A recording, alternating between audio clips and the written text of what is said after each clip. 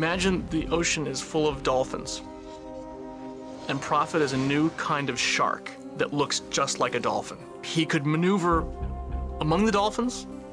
The other dolphins would say, welcome, in dolphin talk. And then he'd, you know, one night start eating them. The right to remain silent. If you give up that right, anything you say can and will be used against you in a court of law. I don't see him as an amoral or immoral individual. I think he had a superior set of moral values that enabled him to act with relative impunity. God bless this wonderful country of ours. He was sexy and he was dangerous. He was dusky and dark. He's not a mustache-twirling villain. He never thinks he's smart or that he's clever. He, in fact, would like you to be his friend if at all possible. If not, he'll kill you. The game we played in the writer's room was always, what's the worst thing he could do, and then try to double it.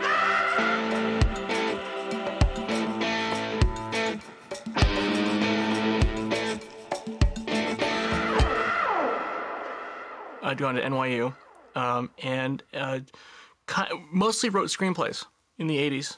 Wrote for Disney and Paramount and Fox and Interscope, and then really kind of stumbled into television. There was no real design to it. I had become friends with David Greenwald, who's the co-creator of Prophet. We did a couple movie projects together. We did a TV movie together for Disney, for ABC, and became friends. In the late 80s, I began to sort of dabble in television. I was still a big snob about television, but then I realized this is a writer's medium, is television. I became very interested in television, and I did some Wonder Years. I did a Doogie Howser. He just kept calling me and saying, it's really great television because they don't have time to change your scripts. You write it, and they have to sort of shoot it. I went to work for Mr. Stephen J. Cannell. So many people in this town learned to write television in the Cannell studio. In television, usually there's a network and a studio. And they might be the same entity, or they might be two different entities, but you always have two entities. But Stephen J. Cannell was his own studio. So I literally go over to David's office and just watch him and Stephen and the guys. I think he wrote for a show called The Hat Squad, and then he wrote for The Commish. And it was while he was on The Commish that he and I came up with the idea for Prophet. My good friend John McNamara, he was very young then, he was in his 20s, and he walks into my office. I instantly liked this guy, this mean, plucky, cocky little Irishman with a great sense of humor and a great writer. David is one of the smartest people I know. Forget in television. He's just one of the smartest people I know. He's an accomplished musician. He's a really, really fine writer, obviously. He's an amazing director, which I am not, you know. So we kind of complement each other in a weird way. A lot of his strengths are my weaknesses, and vice versa. We knew we wanted to do a show together, and we knew we wanted to do a show with a villain at the center. There was a national tour of Richard III with Ian McKellen, and it was done in modern dress. I went to see it, and I called David, and I said, you know, this was written yesterday. I mean, it's so amazing. And I've forgotten that Richard III not only talks to the audience, he tells them what he's going to do, and then he does it. And that sounds like it's going to be very boring, but in fact, you're sort of saying, here's the perfect plan. And then you're watching the plan go slightly awry, and then you're saying, oh my God, how is he going to get out of it? And that structure somehow bonds you to that character. And you become, when you watch a good production of Richard III, you kind of become Richard III, and you realize, oh my God, I'm pulling for a psychopath. I grew up in the hotel business. My father owned tiny little hotels where we all worked as a family. But, you know, Conrad Hilton was up the street. So I was aware of that kind of corporate stuff, and I'm interested in that. I remember one of us said, you know, there hasn't been a really good corporate drama. Dynasty had sort of run its course. Dallas had sort of run its course. It was the early 90s. So we started researching, you know, corporations. And the first thing we sort of thought of, you know, if you were really successful and you didn't get caught, probably a corporation would let you get away with anything. Corporations, by their nature, don't care about right and wrong or legal and illegal. They only care about profit, hence the title. I think it's very easy to watch the show and go, well, obviously corporations are bad, and I'm here as David Greenwald to tell you I think corporations are good, I think capitalism is great, but, you know, they can become rapacious and get out of control because nothing is perfect. The series' view of corporations was not a negative one. It was not intended to be negative. It was sort of, for me, a throwback to the man in the gray flannel suit. There was a time in the 50s and 60s when people kind of looked up to companies and they expected a certain level of human being to be in those companies and running those companies. What would happen if someone with, you know, no heart and no soul were dropped into that place? Someone who simply was a pure predator. You know, I can't say enough about Stephen Cannell. Just to have his support, to have him be behind the show, willing to put his name, his imprimatur on the show, was marvelous. And he really just put us in the boat and let us, you know, go down the rapids ourselves. They came to me one day with this thing pretty well developed. I mean, of all the shows that I produced out of my company, this is the one I probably had the least to do with. The president of his company was a guy named Kim LeMasters, who had been the president of CBS. And David and Kim were friendly. And David pitched him the one line in the hallway. I forget how he even did it. He just cornered him a hallway and said, basically something along the lines of Richard III for television. You know, he's smart, he's successful, he's young, he's handsome, he's a psychopath, and only the audience knows. Kim optioned it on the spot.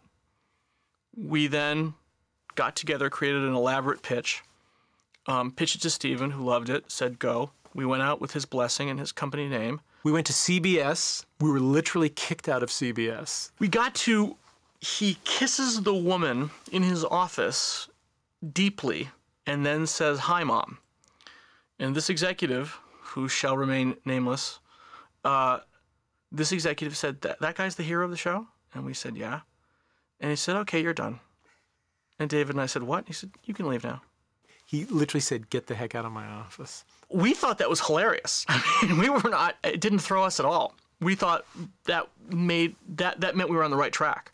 Kim LeMasters, to his great credit, fell in love with this idea and just would not let it go. His passion was unabated for 2 years of development, which is kind of unheard of. TV pilots, when they're written, they either go or they don't go. And when they don't go, they die.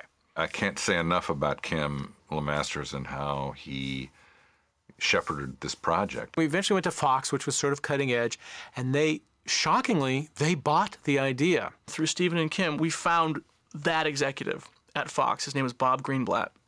We pitched him on, I believe it was November 1st, 1992. And I remember it because pitch season had been over for about 3 weeks. We couldn't sell this thing. We couldn't get meetings. You know, neither one of us were showrunners. And Bob sort of saw us, I think, just out of the kindness of his heart, as a pity pitch. The pitch took 45 minutes. It was the entire pilot and then some. The next day was election day. It's the day, you know, Clinton was elected.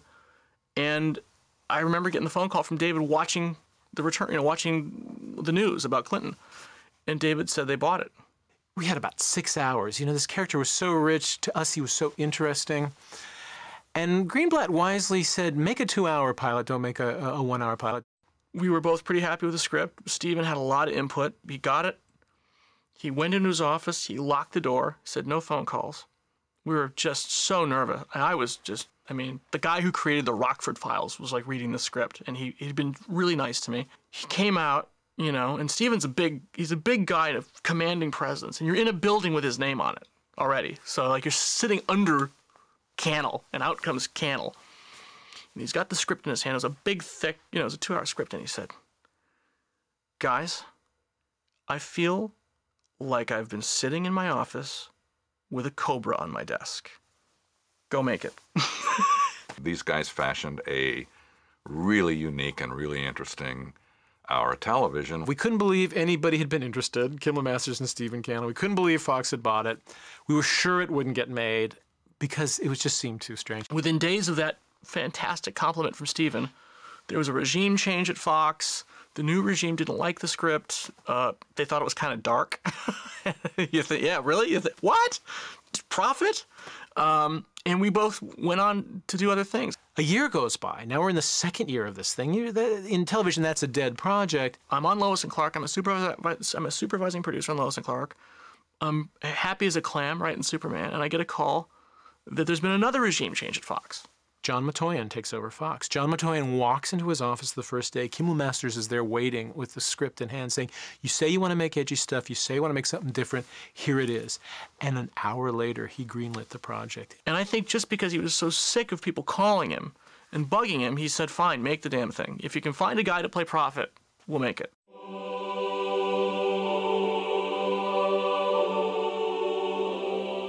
To cast Jim Prophet was really a hard thing. We tested, I think, literally every actor in Hollywood and New York between the ages of 28 and 35. I mean, everybody came in and read for this thing. And we couldn't find him, and the network was getting edgy, and, you know, time was ticking away. And I hadn't found anybody who could balance the threat with the humor. David went to New York, and he came back. He said, I met a couple of guys who were good, and one of them we're gonna do a film test with. But this one other guy, I really liked him, but he won't read for the part. I said, who is he? He said, it's Adrian Pasdar. I said, from Top Gun? So my first impression was, well, this is a great-looking guy, and I get that he could carry this, but I'll bet you he's not funny. I'll bet you he's one of these bicep, camel-smoking, you know, serious New York actors. I'm going to be stuck with a lunk. I'd met with David Greenwalt. They wanted to have an audition, and I said, look, if I read for this character, there's no way I'll get it. I just knew that. You know, it's one of those things where you have to have the whole pie, not just a piece, in order to get the flavor of what the character is. He said, you can't read for this part. You just got to do it. You can't get everything you want in a room full of executives holding a script in your hand. It won't, trust me, it will not work. And I thought, this guy is either unbelievably full of shit, or he's one of the smartest people I've ever met. And luckily, the latter turned out to be the case. Adrian was really smart. And the network was like, we love him, we'll make it with him. And I said, okay, let's go. And by God, he turned out to be the nicest, sweetest guy ever born. You know, now it's 1995, by the way. We've now moved into another year. Thank God we found other jobs, because you couldn't live off of Prophet. It was not profitable to work on Prophet. I think the pilot is, objectively, I can look at it now 10 years later and just say that was just really good. And a lot of that is Rob Iscove. He just directed it perfectly. Rob had a lot to do with, you know, setting the visual style of the show. It was very contrasty, very edgy in its look, the way it was shot, off-center framing, all of that. The pilot, I thought was so well executed on so many levels. She's a vegetarian, Joanne. With that lifestyle, I sure hope you're getting enough protein. Rob knew exactly how to get the right tone so that it was crisp but not arch. That was crucial, because if you played it too naturalistically, it'd be flat. If you played it too arch, it would be, you know, it seemed like a high school play. It's kind of difficult to get anything decent without meat in it. Oh, you're a vegetarian? I'm trying. First day of dailies, network hated him. I mean, hated the dailies. Adrian's hair scared them because it was so slick and so high. And the first day of dailies scared them because Adrian, you know, was really breathy and really dark. Any kind of life is better than the alternative. And they thought, oh, he's too scary, you know. We're like, he's a psychopath. He's gonna have sex with his mom and kill his dad. Well, you can't expect everyone to like you. You know, Adrian was great. Adrian said, if they didn't hate the first day of dailies, I'd think we were doing something wrong. Again, very smart. To have Steve as a guy you could call and say, Steve, they hated the dailies. He goes, don't worry about it. He called Rob Iscove, who he'd worked with before, and Rob just slightly adjusted Adrian's performance so he showed a slightly warmer, nicer side. I'm still trying to find my parking space in the morning. It was very important to me that the guy who played Prophet have a sense of humor. And thank God it turns out that Adrian, he had a great sense of humor about himself. I can't believe we're doing this. Oh, we're doing this. Trust me. The green suit is an example of Adrian's puckish side. It was St. Patrick's Day, in reality, when we shot that scene.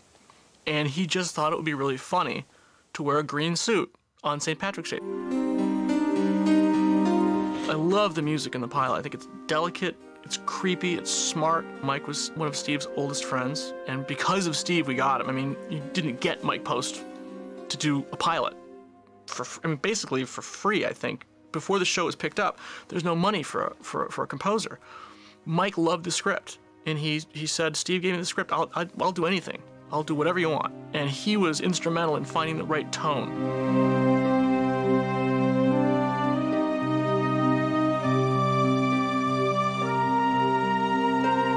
We then started testing. Horrible testing. Horrible testing. Unbelievable how low the show tested. We turned to Steve, what do we do? He goes, there's like one scene they really seem to hate when he's actually in bed with his mom, post-coitally. Let's take that scene out. I said, and then what? He goes, nothing, lock it. And nothing changed after that. We didn't change a frame. Steve said lock it, you locked it. There were two kind of core anchors to the pilot. One was the end of Act 1. We knew he was going to kiss this gorgeous, slightly older woman and say, "Hi, Mom." And the other was that he was going to have to find and kill his father. Don't I know you? Hi, Dad. I don't think anybody had seen anything like that on television ever. What are we doing here? I told you, Dad. You're going home. We went to a place that I think was sort of primal and certainly has been dealt with a lot in Greek tragedy and in Shakespeare. We don't show him actually putting the needle in the father's arm, but it's very clear what he's doing. And as he looks back at his dead father, he feels some weird thing in his eye, and he looks and realizes it's a tear. And he just looks at it like, what is that? And moves right on. And that is profit in a nutshell is what that is. It's like, I am a human being, but I'm really not a human being. And that's, I will always be outside of society and mores and life. When two people fall out of love and into hate, they become vulnerable to all manner of passions, fears, and, if someone's watching carefully, manipulation. I think that's Jim Prophet is a step out of phase with life, and that's both his greatest strength and his greatest weakness.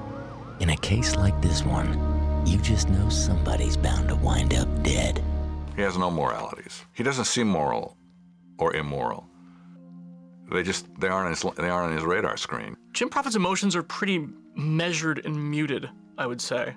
He can mimic any emotion perfectly. Let it all out, huh? There's no emotion he can't convince you of. I'm sorry. Don't be. Crying, laughing, happiness, joy. But there are very few moments in the show where he's having an authentic emotional experience. I think less is clearly more in a situation like this, all the way around. I feel just like Cinderella. That's the key to a character that has a lot going on but can't explain or convey it physically. He's an interesting character because he respects authority and he loves order. He really, really believes in order over happiness. He believes in duty over freedom. He believes in service over anything.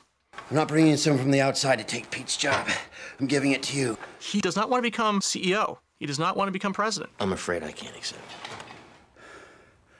I'm afraid I don't understand you, Jim. He does not want to be in the light. He wants to be back here, humbly serving. But in serving, he wants really everyone to do what he says. Use that. Bring him back into the fold. He is very much an Iago character. He's very much in the shadows, very much the power behind the throne. If the show had stayed on 5 or 10 years, he would never have been the CEO of Gracen Gracen. He would always be the guy in the shadows. He does not want to be stage center. He doesn't want the spotlight. And make sure he doesn't get home before 9 o'clock tonight. He wants control. And that goes right back to his childhood. This was a child that was, as a child he was horribly abused. And I think most importantly, he was ignored. Literally to put him in a box with a little cutout and then to put a TV in the cutout is to say to a child, you're worthless, you are meaningless, you are not worth the time and effort to love or to hate. Adrian was unbelievable, I mean, he was the show. Adrian always walked like a boxer. He always walked with his shoulders kind of moving and legs close together, like he was about ready to either hit you or get hit. And I thought all of that made him seem like a guy who had really fought his way up from nothing. You'd like to teach me how you develop such a clear mind. Oh, I spent years living in a box. None of that was in the script. And a lot of that is just what Adrian brings. You should try it. It's flattering, but I didn't have a whole lot to do with how brilliant Jim Profit was. Gotta make the rumors work for us, Chaz. It drives the stock up. In fact, this morning I think you made just over $3.5 million. It was like driving a Porsche. Sure, you can be a good driver, but at a certain point, the vehicle is going to decide whether or not you win the race. So you take her downstairs into the basement where the soda pop is kept. His intensity was wonderful to play off of, I'll put it that way. You know, he gave a lot. Adrian Pasdar just played the living shit out of this guy because Adrian is having so much fun up there. The writing was just so brilliant between him and John that there's almost no way you could mess it up. Adrian was unbelievably detail-oriented. The wardrobe is always perfect. You know, he's chosen exactly the right tie, the right belt, the right ring. What I wanted to do with Profit with gloves was, aside from the simple phobia of not wanting to leave, getting germs and not wanting to leave fingerprints, there's something freeing, like when a soldier puts on a uniform. You need a buffering between you and the world that you're dealing with sometimes to make it easier to deal with that world. Adrian has a really good work ethic. He just comes to the set very prepared, and you don't see the preparation. He doesn't say, "Call me Jim," for the rest of the day. He doesn't burden you with some bullshit accent. He just does what's right for the character. And I was so lucky because there's two people who set the tone on a set. One is me, the executive producer, and one is the star. Is your star a good person? Is he on time? Is he considerate of other people? Is he well prepared? Is he professional? You know, is he calm in a crisis? And Adrian was all of those things. Adrian Pasdar set the tone for a really wonderful experience for me, and I think everybody involved. I think he made the guest stars feel comfortable and secure, and he certainly made us feel that way, too. Should I be jealous? It's my mother. There was always something about Adrian that made you want to kind of root for him, even though you know you shouldn't. Adrian channeled something like really got it, really got the humor, and really got the threat. How about one last time? John and David really had their finger on the pulse of what the guy was about. How much fun it would be to play the darker side of human nature. Should I take that as a no? David's view of Profit was, I think, in some ways, a lot more humane than mine, maybe less judgmental. I come by every so often just to see how she's doing. I actually somehow could never get away from the idea that he was evil. Why is her bed? I moved it closer to the window. I thought it might be nicer for her. David really just sought out that which was recognizable about him as a person. I was just interested in what he did to people and then the effect he had on other people. So my episodes were always about his effect on quote-unquote normal people. And this. What is that? I wasn't as interested or maybe as adept at David as David was at getting deep inside the character. He actually does a lot of things for other people, and sometimes they have good results and sometimes they have bad results. And he's very good at using other people and working through other people. In a sense, he's a corporate rah-rah guy because he's good at inspiring. I want what's best for the company. Firing a Gracen is always bad publicity, Chaz. I really think that should only be undertaken in the most extreme circumstances. Trying to mount a hostile takeover and steal my job. In my book, that's pretty extreme. Following on Adrian's heels, we got this just incredible cast. Every single person. There was not one weak link in the entire chain. The three Lisas, Lisa Dar, Lisa Zane, and Lisa Blunt, I just thought they were amazing. Very different actresses, very different personalities, very different roles. I had just come off another doomed, brilliant series, you know, that was fated to be thrown off the air called Middle Ages. And so there was a lot of interest in me at the time for series. And so, you know, it happened fairly easily. I auditioned a few times, got it, was very pleased. The role didn't have a lot of humor on the page. I think it was fairly straight. And what I love about Zane is she didn't change it. She just gave everything a certain topspin. Wow, he's really upset. Which she has in life. She's a very charismatic, fun, lively person. I like the way it read. It was very fast reading, although very dense at the same time, and it was intelligent. It credited the audience with a lot of intelligence. One of the most difficult things in Profit, he's like a superhero, is finding a good foil for him. He's so smart, he's so ahead of everything. I'd like to think that someday, despite all this, we might be friends, huh? Sure. If you ever got a soul, or I got a lobotomy. There's no doubt about it.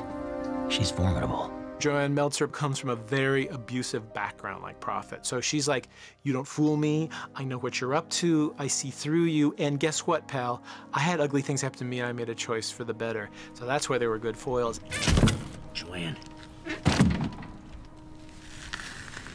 you're gonna open this door and you're gonna give me the name of that partner. Oh, please, Jim, break down the door. Give me an excuse to blow your psychopathic head off. She sees the psychopath in him. She knows it because she's looked down the barrel. And so she knows, but no one believes her. And so she's really alone. But one thing that she has as a person and on screen is unbelievable strength. You know, there's a moment in the pilot where he's facing off with her at the end, and he says, "You can't run from your past." And she leans into him. She almost looks like the alien. And you can't run from me, son of a bitch. She brought so much pain to it. You felt that pain in everything she did, but she never wore it on her sleeve. We're an odd pair, especially because also we're male and female, so all the psychological tensions and layers are at play all the time, but kept in check. Do I tell him that Ivan Karpov is going to kill you for betraying him, or do I wait for the next letter, you know, sort of spread out the good news? Whichever one you choose, make sure you give him my best. We're both, you know, different sides of the same coin. In all great stories, the sheriff is just as driven and dark as the outlaw. They sort of checkmate each other. And I think Prophet really likes Joanne. And I think on some level he's confused and maybe even a little hurt by the fact that she just won't come around. If we had gone a full season, or the end of the second season, or the beginning of the second season, we might have blown up Joanne Meltzer, Lisa Zane, a worthy foil for Prophet, just to keep people on edge. Jim Prophet had a very interesting relationship with his stepmother. And the pitch that got us kicked out of CBS, it was his mother. It was not his stepmother. In fact, we even joked that, like, if we make it his stepmother, we're just punks, and that'd be like, you know, that's what they do on TV, you know, we're cooler than that. And of course, I think one of the first notes from Fox was, when they bought it, can we make it his stepmom? We're like, yep, sure, no problem. Because we just couldn't believe they bought it. I auditioned for the creative team of Prophet, I believe, for the role that Lisa Dar ended up playing. And I can't remember who it was that said, well, let's just see if she were to read for the role of Jim's stepmother. I said, okay, this should be pretty easy. And it was, and I got that role. Did you call this mugger from any phone traceable to you? No, I ain't stupid. Oh, well, that's a relief. She proved to be a very unsettling factor in his life from a very early age. And I think he never quite got over her. She might have been his first love, his only love. What's it gonna be? Oh, Jimmy. I just love it when you get surly. She brought so much sexuality and so much intelligence and cunning. I just think she's one of the best actresses out there. You don't mind me changing like this, do you? I mean, I just think of you as family. One of the things you fear as a writer is the actor calling you on the phone with questions, comments, or corrections on their fucking dialogue. But Lisa would call, and Lisa was a real Southern gal, too, and she could certainly channel this character. And she said, you know, I think I can do it in less words. And she would give me an idea, and they were always brilliant. They allowed me to have a little bit of say-so in my part. And I've worked for so many you know, especially in television, creators who will not allow you to change one word. It's just not done, and stop asking. And these guys were very interested in my input. A lot of her dialogue that you're hearing is, you know, some big clunky thing of mine that's been boiled down to just the simplest thing. Bobby, when are you gonna learn to trust me? About never. The dialogue between Bobby and Jim had an absolute comedic rhythm that you just couldn't miss. If you just stood up and said your lines, it would be very funny. It's dreamy. She was fearless. That was the best part about it. You couldn't have an actress in there who had any trepidation or reservation about committing herself to that role. To get to be loud, brassy, and scream and wear stilettos, that's a lot of fun at a certain point in your life. Ooh, how'd I get so lucky? It's fun to be that sexual and that, you know, ridiculous. She was a loose cannon, all right. I'm behind the wheel of this new automobile, and I'm high as a kite. Pull over. That scene where she's driving in the car, talking on the phone, and forgiveness is still one of my favorite things David's ever written. I'm happy. See, that's what worries me about you. You don't feel nothing.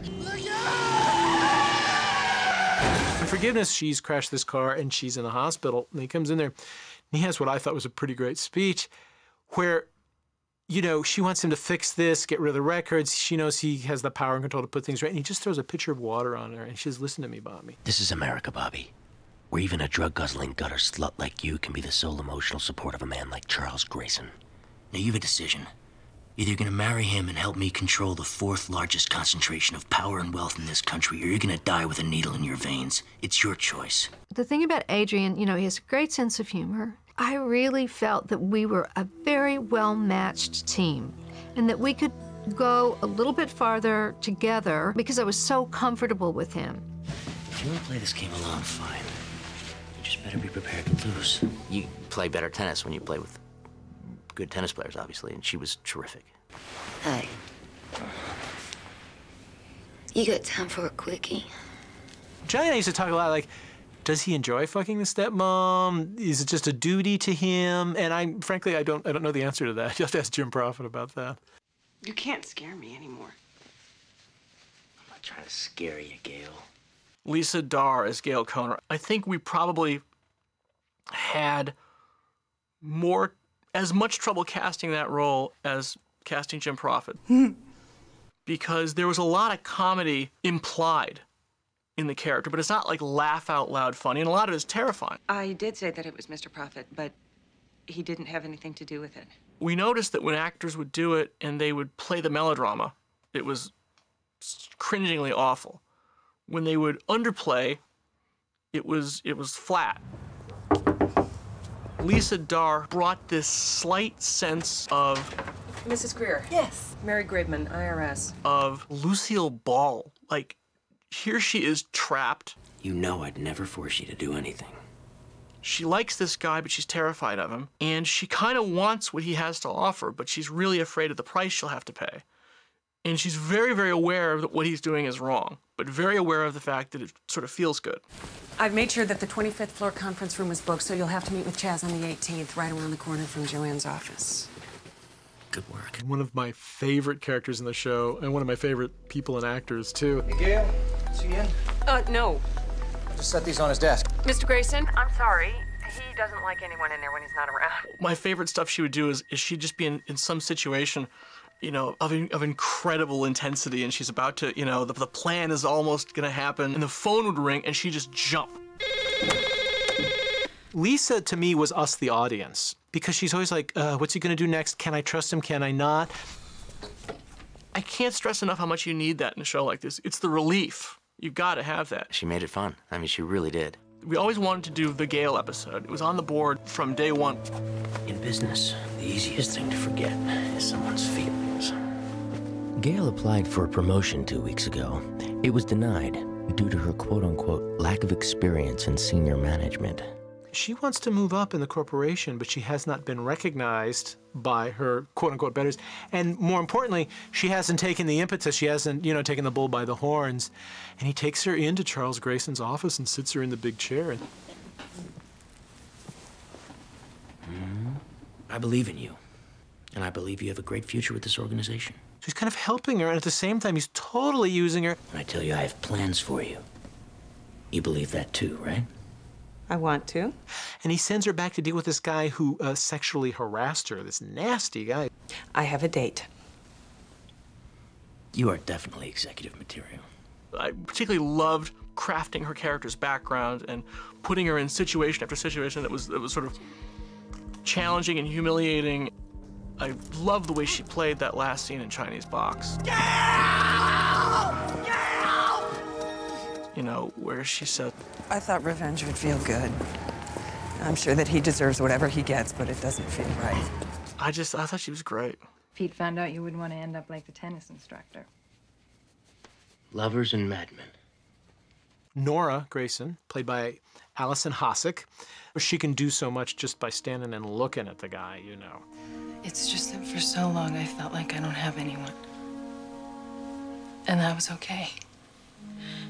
As long as I stayed happy on the outside and dead on the inside. But then I met you. And all of a sudden I feel things again. And I need more. One of the best actresses out there. Just terrific commitment to her performance. There's a lot of alpha males on this show. For some unique reason, nobody seemed to ever feel like their toes were stepped on, or if they did, nobody let it be known. Each one of them, Keith, Jack, Sherman, they were all just so fun to play off of. Harrison, could I have a touch more? This is awfully good. Keith Zarabica, he's got that voice. We read a lot of guys for that part. And Keith really had this incredible ability to be strong without doing anything. And what Keith delivered was a guy who was just always simmering. There was a certain rage right under the surface. I really need to start carrying a gun. It sort of came out maybe as biting sarcasm, or it came out as like clipped authoritative dissatisfaction. After this comes out, I might still be able to get a job wearing a hairnet and saying, "Would you like fries with that?" And that's what a great actor will do, is you sense something under the surface, but the actor's not showing it to you in every scene because you get tired of it. Jeff. Sherman Augustus came a little late to the party because we were trying to add more foils to Prophet. We watched the pilot and we realized we were going to burn through a cast a lot on this show, unfortunately. Jack, how are you? Well, I'm good, Jim. I'm really good, but you're not so good, are you? Scott Pollan, who was the president of Prophet's division, caught on to Prophet pretty early on. I know what you did to Gail. I know what you did to me. Gotcha. So I left the pilot thinking it would be really fun. Like, you think there's going to be this long arc between Prophet and his boss. Jack Walters, you are under arrest.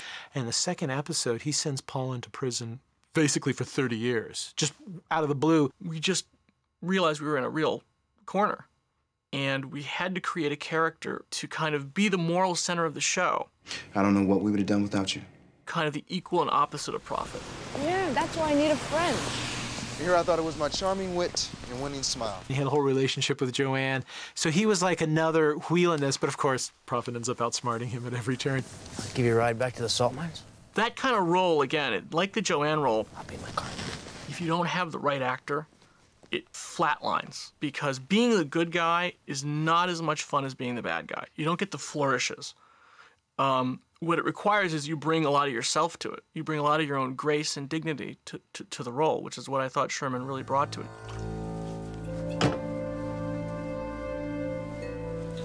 It's got to be 5 o'clock somewhere. Jack Gwaltney, who is spectacular, plays the kind of drunken junior Gracen Pete. Jack's really good, and it was deceptively because you really think, oh, I'm watching kind of a drunken wastrel. Iced tea? I wonder how long Pete's been sober. Oh, yeah. And wanting everyone to think that he's not. Probably should run it by my brother, Mr. Toadhead. No, I'm watching a really good actor. It was an adult comic book. That's what they set up. That's the way it was explained to me. I would probably amend that and say it's a graphic novel for adults. It certainly is not naturalistic at all, yet I wanted the show to feel natural. We had to play it a very fine line, sort of tongue-in-cheek, but very realistic at the same time. You think that little trick you pulled at the hospital's gonna fool anybody? I certainly hope so. Could this really happen? If the script said it did, it did. I think comic book is a good reference because it means sort of big graphic images, slightly larger than life. It's very theatrical. It sort of has this bigness and this darkness. It's a very designed show. The colors are very carefully selected. The shots are very composed. Everything flows the way you would imagine it would flow in a great production of an opera. As I think about it, Prophet would make a very good opera.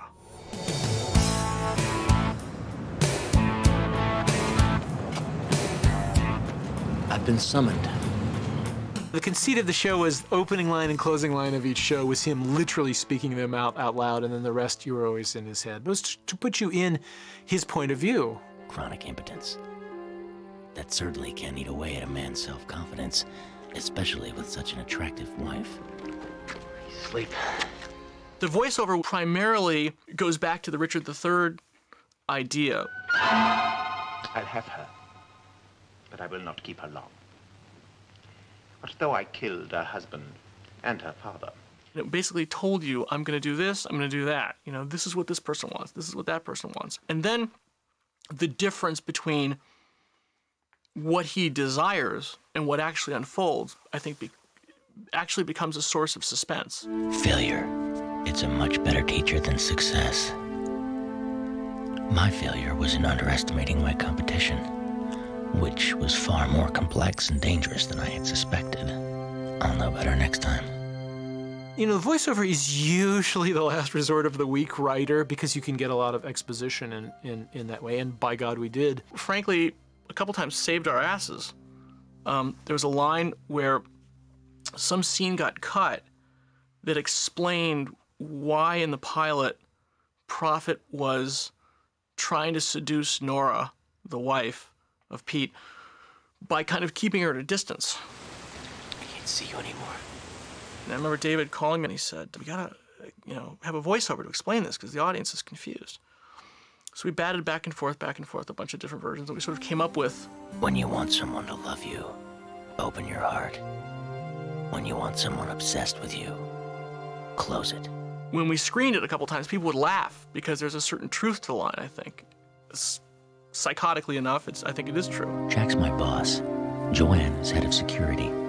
And they lied to all of us about where they were going. I wanted you to be with Prophet. I guess they just don't trust me. I wanted you to take his hand and go through the show with him. The fact that he let you in, the fact that you're his ally, the fact that he likes you. You, the viewer, are his buddy. Everyone comes around.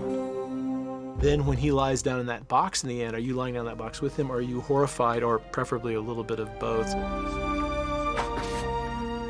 The box is such an important image in the show. Johnny had read about a serial killer who had been raised in a box. I think it might have been Whoever Fights Monsters by Robert K. Ressler, who was an FBI profiler. And he recounted a case history of a child who had been literally left in a box for its first 2 years with a TV, and the parent threw food in. We fell in love with this idea, and we said, well, okay, we need that guy who was raised in a box. What's on that box? What does that box mean? What's the implication for his life? In our fictional story in Prophet, it did a couple things. It made him independent. It made him, very determined to never be put in a box again. And yet every night he sleeps in a box. People remember the box. I mean, you take it literally or figuratively, it's equally as interesting to me when you have a character who crawls up at the end of the day in a box. I think everybody sort of feels like they're in a box. I think everybody feels like if people only knew how brilliant and wonderful I really am, somehow they would treat me better. Maybe he was just a little bit more honest about it than the rest of us, but I think it was just as, it made just as much sense as somebody going home to their apartment. Both David and I were a little unimpressed with a lot of TV because it seemed to be a foregone conclusion in most shows that the hero would win. Evening, Jim. I understand we have a little problem. This is a much more complex show than just a guy who's bad and who does bad things and then he gets what he wants. David and John are well-read, highly intelligent people who know character and they know how to tell a story. I didn't do it. A fella named Jeffrey Sykes did. He's a lawyer. He just came to work with us at G&G. Take him somewhere and kill him. They were able to incorporate everybody's arcs into the storyline, and it didn't feel phony. It actually felt quite organic. Going back east to see Uncle Arthur. My uncle? The plots were hard. They were just pure, hard work. Our lives are going to change for the better. Does Chaz know No. that? Nobody knows. We had plotted these huge story arcs involving the supporting characters. The dissolution of Chaz's marriage, the dissolution of Pete and Nora's marriage, and then Pete getting sober. I mean, these were all really carefully plotted out. And then you changed one little thing in episode 1, and it affected 5 things in episodes 3 and 6 and 7.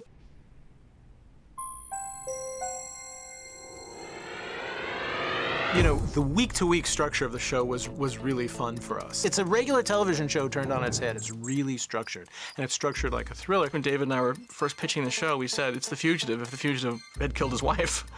It was really about a guy who at every moment is almost going to get caught doing something he shouldn't be doing. That gave the show a certain propulsion and energy, that it wasn't just a guy sitting in his office I need to talk to you about the Black Files. Planning the takeover of a company. It was a guy who had a lot at stake, and a great number of people were onto him and were trying to outmaneuver him. I don't like coincidence, Jim. Especially when they end up wrapped in neat little packages. And also it made our other characters smart, and that then made the game better and more fun. Jeff, if you stumbled across some sort of evidence here, I'm sure you're going to do whatever your conscience tells you to do. And when I do, I get fired. Part of the appeal of the show and of the character in particular was the notion that there's a certain banality to evil. It is a moral quandary. The idea evil can survive and flourish in a corporation is, I think, a funny idea and a real idea. They say goodness is its own reward. And if a good man perseveres, he can leave the world a better place than he found it. Certainly David and I spent a lot of time laughing as we would destroy people. We'd pretend to be Jim Prophet and just destroy these characters. And I have to say there was a lot of maniacal, laughter about it. Technically, it's a drama, but it's very much a comedy to me. And it's even very much a farce. If you look at it, there's a lot of people coming in and out of doors, and there's this sort of Rube Goldberg mousetrap-like plots of this, one domino knocks another domino, knocks another domino. So it's very intricately plotted. Joanne, is that new background check I asked for? Yes. I did call Chaz to make sure he authorized it. You're so creative with memos. Every time a script came along, I knew that there was going to be something stirring in it. I knew that there was going to be something really complex to make sense of. You couldn't have had 2 better people at the helm. They set the example of how things should be done, I think, and how things can be done seemingly effortlessly. But clearly there's a lot of sweat and work behind it.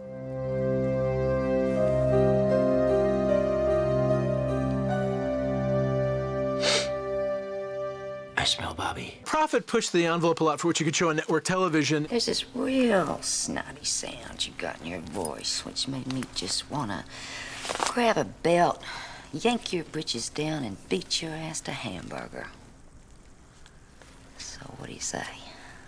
We were going way beyond anything in that arena that had ever been done in television, I'm sure. For an example, my character would have an affair every show with someone new, sometimes 2 people, and always with Jim. I mean, every day was like, can you believe we just did that? We'd get away with stuff that was phenomenal. They delighted in pushing the envelope. There's nothing quite like a caring mother. We pushed the envelope and tore it, We definitely had our tangles with standards and practices at the time. What are you doing? Let go of my hands. Why? So I can get my pantyhose off. There was a particular incident involving Prophet having sex with a woman in an elevator. He then keeps her underwear in his pocket and takes it out and sniffs it in his office. They start the scene and put him in the drawer and the censors are going to go nuts. And there's just no way you can show that on TV. And the intent was, I would of course cut that from the picture, the sniffing the underwear, so that I could keep the sex scene in the elevator, which is a pretty raunchy sex scene for its day. And I remember my attitude with standards and practices was, I don't understand why you're so upset by this. This is just a man smelling a woman's underwear. It's a beautiful thing. It's very natural. We're driven by our pheromones. I had this long, just ridiculous speech about, animals know they love each other or care for each other by the scent, and this is a moment of insight into... It was a guy smelling underwear. That was fantastic because they focused all their energy and attention on that one part of that episode, and we were able to slip a couple other things through the cracks. And then she came along. Eleanor, my other yet my same. My fire, my ice. Gay love.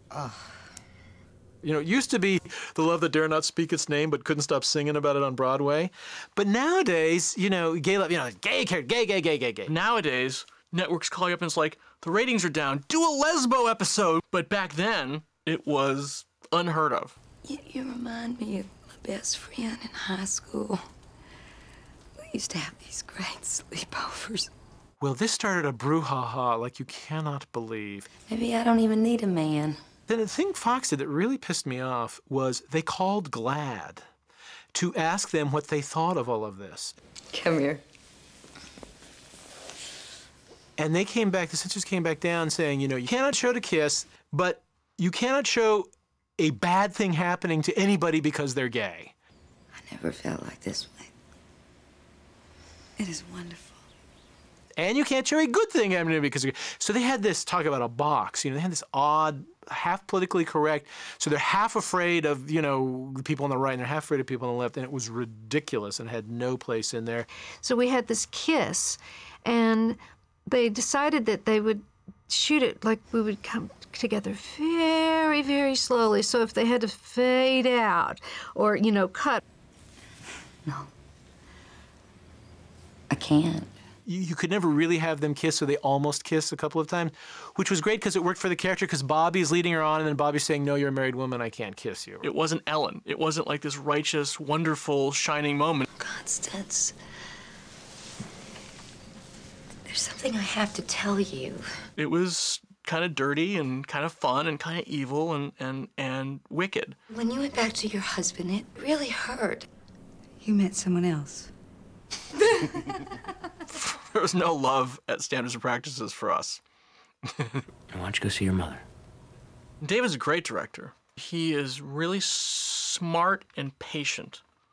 I think those are the two qualities you really need most as a director. I love directing because writing is very lonely, but directing is like this. You get to talk to other humans, you get to go out there and be on the set with your actors, you get to see the thing come to life. And it's quite easy in a sense to direct something you've written, easy in the sense that you just have an ear for if you know if something is right or wrong. He directs the same way he writes, with a real sense of meticulousness while never losing a sense of fun and play. There's one point in Chinese Box where Prophet is a very tight shot and he's sitting like this and we're going and I suddenly said, oh, stop, there's something wrong with Adrian, he has a headache. And Adrian looks up, he goes, I'm acting. And I go, oops, my bad. Pete. With my wife? If you look at the characters in Prophet, I think every single one of them put together would make a well-rounded person. But unfortunately, they were all individuals. The fact that everybody in the show, male and female, was capable of a certain strength and aggression is what made the show interesting for the audience, and I think is what made the environment challenging for Jim Prophet. If anything, like the crap you poured on Lucinda ever happens to me and mine again, I will wipe the floor with you. I think all those characters share that central theme of being motivated by selfishness, instinct, and desire. And the inability to see the world except for in terms of how it affects them. I can't keep it down anymore, and Pete keeps talking about him and talking about him, and I can't. He's... Who? Uncle Art. He manipulates by knowing that which you are ashamed of, that which you are trying to hide, that which you most desire but cannot, you know, speak of. I don't want you to tell me anything that's going to make you uncomfortable. No, I want to. He finds people's weaknesses and plays upon them because he's intelligent. He uses the least amount of effort because he uses as leverage, you know, his victims' weaknesses against them. Look, I don't know what you're talking about. I didn't tell you what department I used to work in, did I? Auditing. When he zeroes in on Gail Kohner in the pilot and zeroes in on the one tiny, tiny thing she's doing that's wrong. A few $100 a month to get your mother a better room is hardly a crime. That is probably the only thing that character ever did wrong in her whole life. But I'm gonna have to ask you for one small favor. And he just found it and exploited it and steered her with it. And he leads people down their own dark aisles or pathways. And there's only one thing left to do, and that's to forgive him. No. It's the only way through this nightmare. I don't know. You've been right about everything else. Nobody under his quote-unquote power will do anything they wouldn't normally do. I could never face him alone. I'd never dream of letting you do it alone. He was a mirror to people's worst inclinations. Forgiveness is the best episode for me. David and I strongly suspected it would be the last episode ever. It's one of the few episodes of the show that I think really is emotional. You okay? No.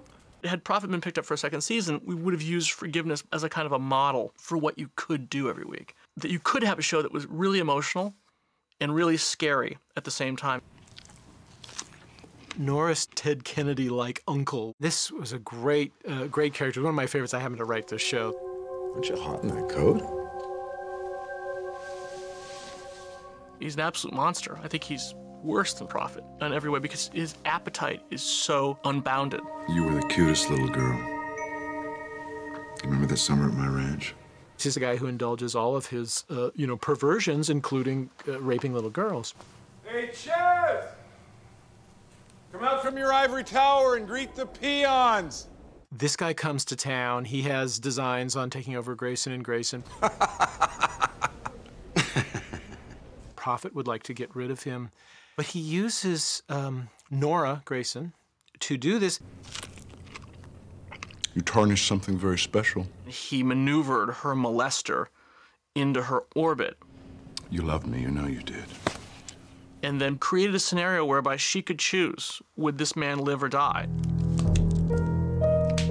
Strawberries is a murder weapon. This really comes from the heart, or what passes as my heart, the little black walnut in there. If you're allergic, your throat closes up in about 15 minutes and you die. And there's just a horrible, slightly terrific scene, but horrible scene, where she confronts him and he is not sorry about what he did. He thinks it's great what he did. I was 12 years old! Please, keep your voice down.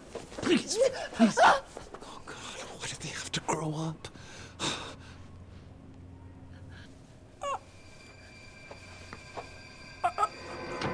He's having an allergic reaction. Please, hurry. Prophet leaves it up to her to decide. You make the call. And she lets this guy die right there in front of her. Nora. And the show's called Forgiveness. And the show's all about forgiveness and letting go and how you have to forgive people. I forgive you.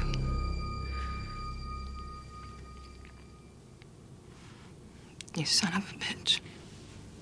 We wanted this last episode, Forgiveness, to give the audience a feeling that Prophet has arrived at a plateau. Family. It's everything. Prophet believes in family. Family, corporation, America all mean the same thing to him, by the way. To the family, to the company, and to Jim. By the end of this episode, he's made himself an integral part of this family, and that was his real desire. He wanted to be part of a family, and he wanted to be loved. Drink up, everybody. Dinner's in 20 minutes. 20 minutes. We had one kiss that was supposed to be played for real. This was a kiss where both people were genuinely affectionate. Love me. He doesn't have anybody but her. I'm his family.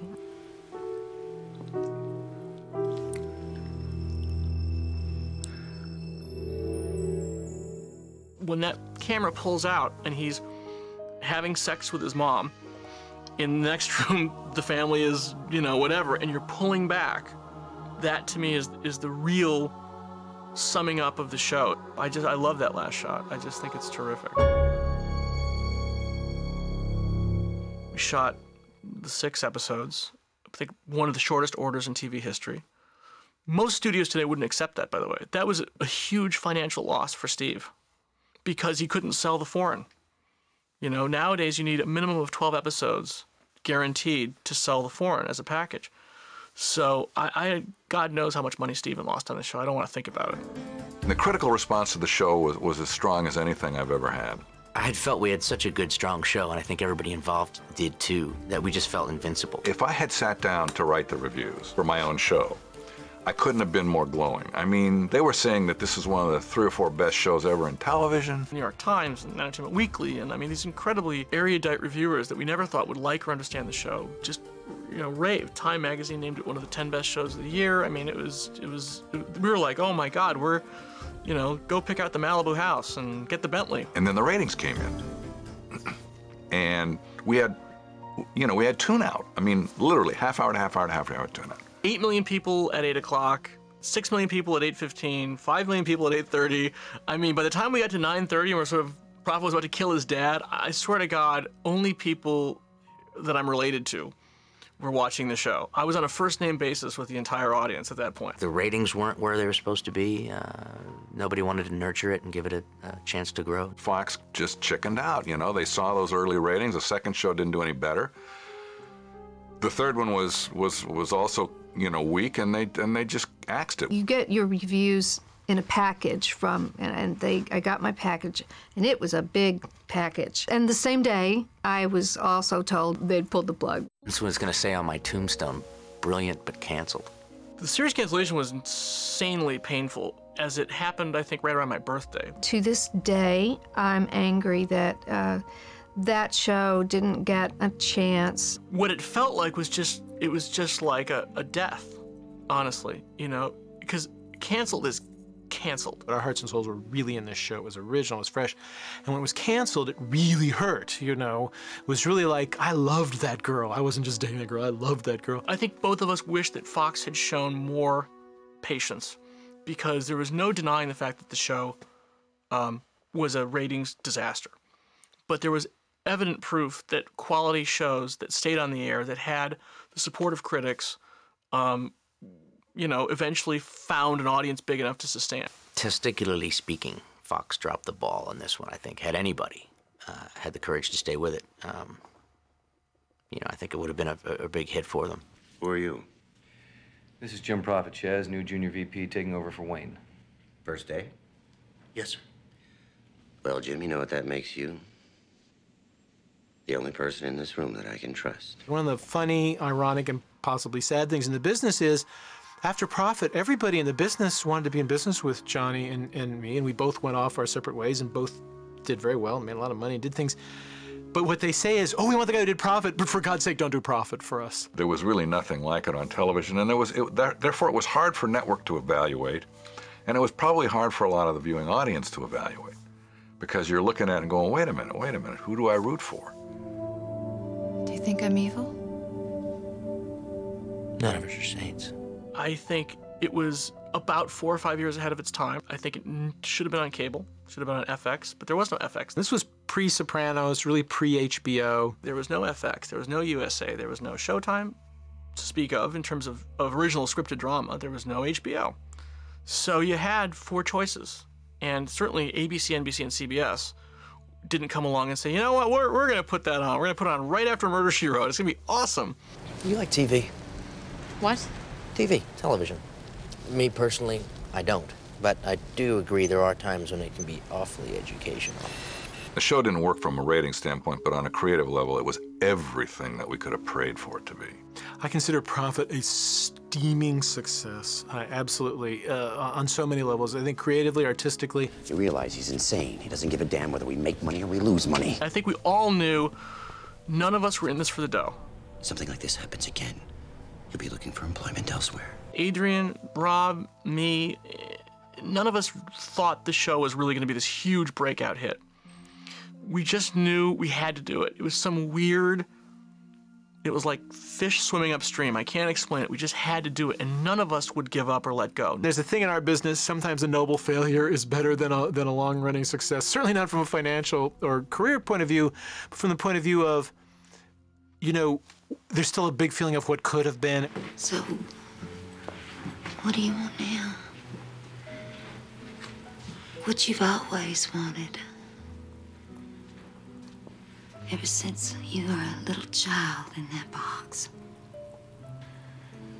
More. And I love how, even after all these years, people on the street and people in the business still talk about it, kind of sorrowfully, fondly. Guard your morals, Mr. Sykes. They tend to disappear around here pretty fast.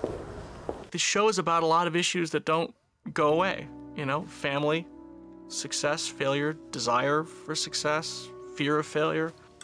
We had a wonderful crew, you know, really a great group of people. It was one of those dream jobs that I haven't had since. The fact that it got made is a miracle. The fact that there's 9 hours of it is a miracle. And we had so much fun. To this day, I still believe that if anybody would put that on and do it for a year, that it would redefine the face of television. Profit was an experiment in going beyond what's traditionally expected from a television show and recognizing that that's not always going to be accepted. But it furthers your boundaries and your insight into who you are, into the world you live in. Shows are a real delicate mix of writing, acting, directing. It's got to be on the right network, it's got to be the right studio, it's got to be on the right night, it's got to get decent reviews. You know, it's got to have a lot of things going for it to sort of fit and be right. And this had everything except Americans watching. We must welcome adversity and embrace struggle. And no matter what we get from life, never give less than 100%. Of course, at the end of every battle-weary day, we fold ourselves into peaceful darkness and find comfort in those gentle words. Good night. Part of the blessing and the curse was that it was ahead of its time.